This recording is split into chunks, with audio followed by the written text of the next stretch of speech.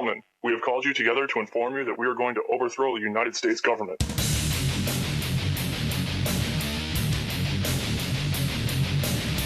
Do you still think that jet fuel brought down the World Trade Center? Now, I saw an article a few days ago by Paul Joseph Watson. Government front group vows to abolish critical thinking. Marxist-founded Demos is terrified that school children are questioning the establishment. And the BBC, or the Ministry of Truth folks, are agreeing. And now this is an organization that is very upset about conspiracy theories or things not in the official orthodoxy, like Obama is a man of peace, or torture is good and liberal, things like that. Or mercury in shots is good for you, things like that. Questioning 7/7, questioning 9/11. But then I saw this gentleman on the BBC. He seemed to be one of the most well-spoken and friendly fellows. And I have to say that, well, we're going to find out from him if Paul Watson's article is accurate. Because, again, these are the folks that can tell you if something is accurate or not. This is the oracle high on the mountain that you go to find out what's veritas and what is deception. He's Jamie Bartlett. He is the head of Violence and Extremism Program. He tracks, well, the troublemakers out there. And so we're honored to have him join us. From England, Airstrip 1, where are you over there? I'm over in East London here. All right, you're in East London. Happy. Can I say I'm really happy to be here, and I really appreciate the opportunity to speak with you. Well, it's good to talk to you. I'm sure you can try to do an anthropology study for the Hive Borg to teach us. No, I'm going to stop being mean. What is your organization really about? Common purpose? All those folks trying to teach the school children about the evil internet? Paul Joseph Watson's article was a ridiculous, I think intentional misunderstanding of what we said. The headline, I've got the article in front of me, Government Front Group vows to abolish critical thinking. It's completely ridiculous. What we did was to say that we need more critical thinking in schools, because the simple fact is, at the moment, there's a lot of good stuff on the internet. There's a lot of liberating information on the internet, a lot of information that has shown governments at times to be corrupt and corrosive. But there's also a load of rubbish on the internet. You surely can accept that. And all we're saying is that we need young people to be better at critically assessing and evaluating the information they consume. There are Holocaust denial sites splattered all over the web. We need to make sure kids aren't sucked into this stuff. You know, in his article, he says that Demos is trying to tell students they should only believe what the government and the mainstream media tells them is true. Where is that in the report? I never said anything of the sort. It's completely ridiculous. We need people to be critical of our governments because they do lie, and they are sometimes... Well, wait a minute. Hold on. I mean, we've got you here so you can set the record straight, you know, I mean, from your perspective. But, I mean, has the organization that you're part of not come out, because he had links to it, and said 9/11 truth, people that question 7/7, that this is dangerous conspiracy theories? So, see, from our perspective, we've looked at the real facts, and you guys are connected, according to his report, to Common Purpose that we've seen involves some pretty creepy stuff. Okay, just answer my question. What's your view on 9/11 and 7/7 and government-sponsored terrorism? I don't think that 9/11 nor 7/7 were inside jobs. And I don't think that it's an official account. I think it's the account of thousands of experts, of journalists, of academics, of people that are interested in the subject. I've never said, actually, for the record, that there's anything dangerous about people who believe 9/11, the 9/11 truth movement.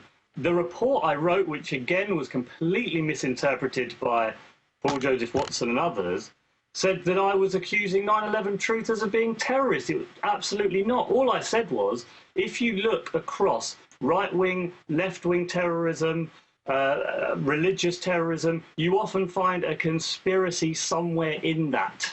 Well, that's not particularly surprising. If you look at the Angry Brigade left-wing terrorists, they also thought there was a conspiracy against them. So that's all I've ever said. Well, hold on. I mean, it's come out in the major British papers, and I've interviewed Steak Knife and others, that the leadership in many cases of the IRA violent arm was actually led by British intelligence, MI6, MI5, British commandos, SAS, as a pretext to scuttle peace deals in Northern Ireland and to have a pretext to crack down. Gulf of Tonkin to get the U.S. into Vietnam, a lie. It's come out in even the London Guardian that in Germany, the government didn't just infiltrate neo-Nazi groups, they created them. And so the idea, you know, from when I got what you were saying is that some of these extremist groups are into conspiracy theories.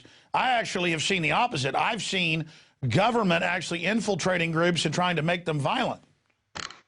I don't doubt that that's happened as well. You can't. I'm not going to sit here and try to deny that our governments are whiter than white, that they've never done anything untoward, that they've never infiltrated groups and pushed them further on. There's apparently one example where MI5 agents, an entire IRA cell was actually made up of only MI5 agents all watching each other because no one knew what the others were up to.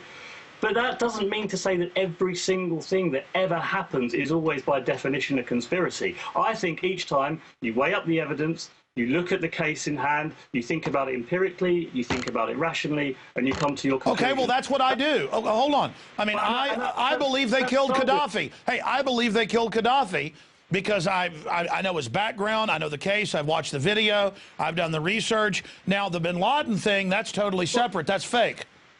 But am I a conspiracy? Listen, when the government and mainstream media have been caught lying on purpose over and over again, Rupert Murdoch infiltrating, police spying on people, all this stuff, I would be crazy to just believe what government and mainstream media tell me.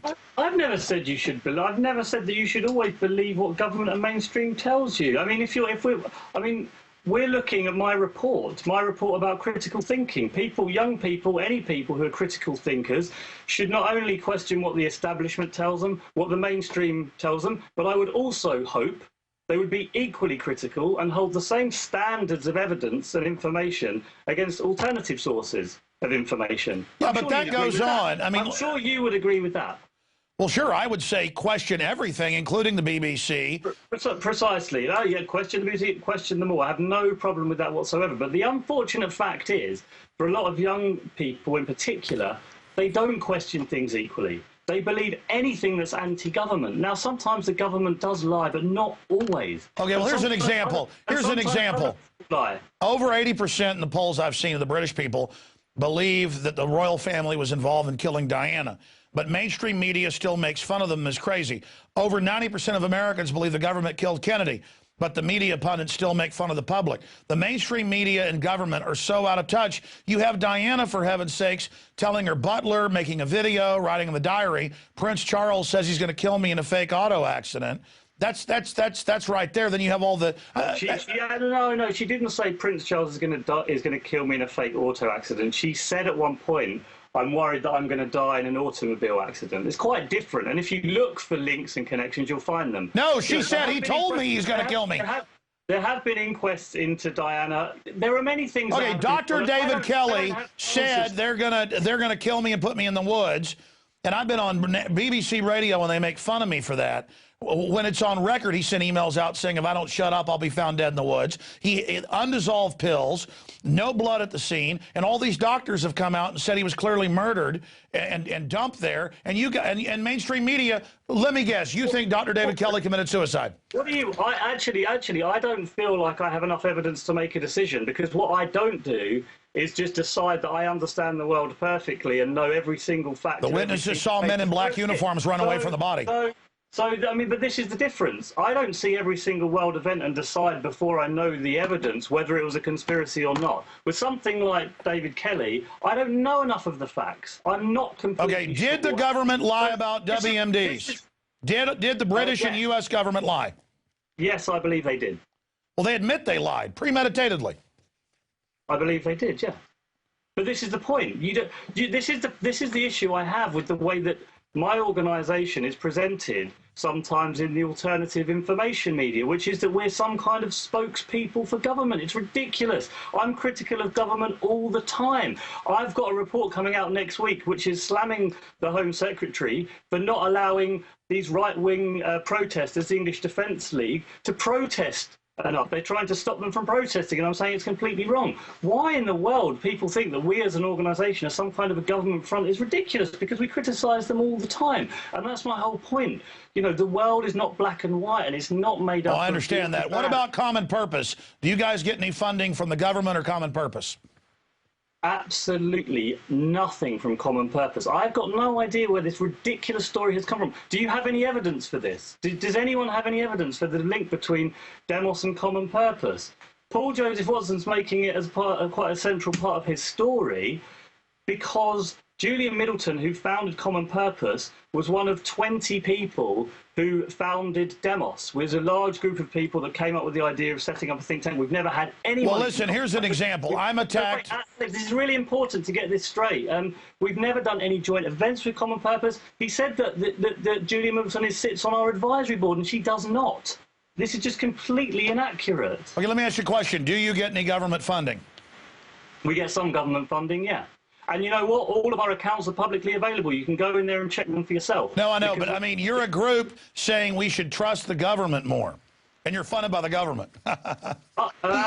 Well, a very small amount of our money comes from government, and actually, I don't think that I've said anywhere in the report we should trust the government more. I don't know where... Have you read the report? Have you read the report? I've scanned over it. Jamie, let me just stop you right there for just a second. Let me just bring something up. Have you seen the video clip of the head of Visor Consultancy, Peter Powers, saying, it's incredible. Why, we had the exact same trains and exact same bus being attacked at the exact same time in the exact same place. It's incredible. It's incredible. I mean, all of this, that happened on 9/11. They run drills so that it confuses the rest of the government and the echelon NSA systems. We see this over and over again. We have the official story from pillar to post, completely impossible. I went over there days after it happened. I investigated it. I've witnessed it for myself. I've interviewed the police officers I've interviewed the people that witnessed the government planting the bombs at Oklahoma City. I mean, I'm aware of this. I'm aware of Operation Gladio. I've interviewed, but I've also had family who was in the CIA, okay, who would not deal drugs for the U.S. government and murder people. So I happen to know about this stuff, okay? I'm not naive. So I understand that it's come out in federal court that our own government ships guns into Mexico and cocaine back in to destabilize our countries. Did you know that's come out? I've not heard that, no.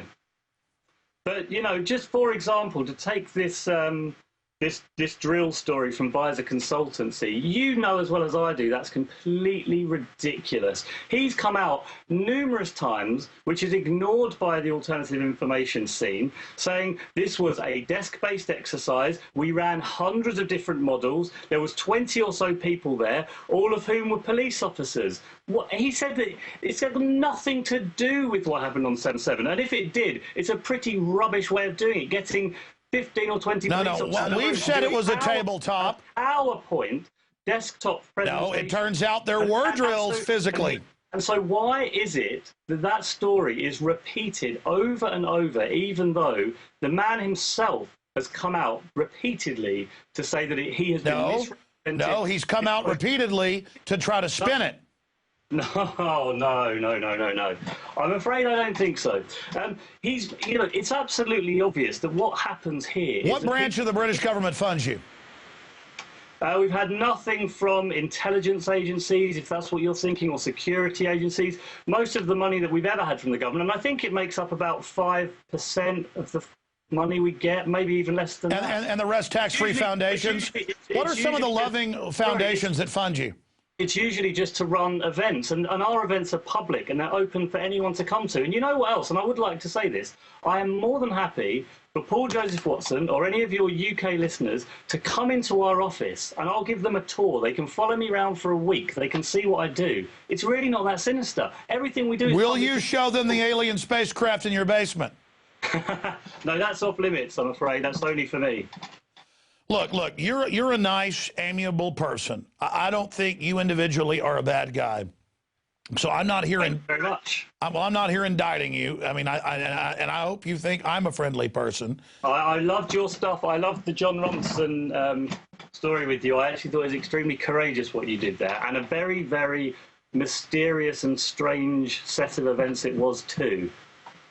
Well, I mean, it is true that mainline Christian conservatives mainly go to Bohemian Grove and have gay sex together. And I'm not bashing people for their sexual persuasions. It's the fact that things aren't what they seem a lot of times.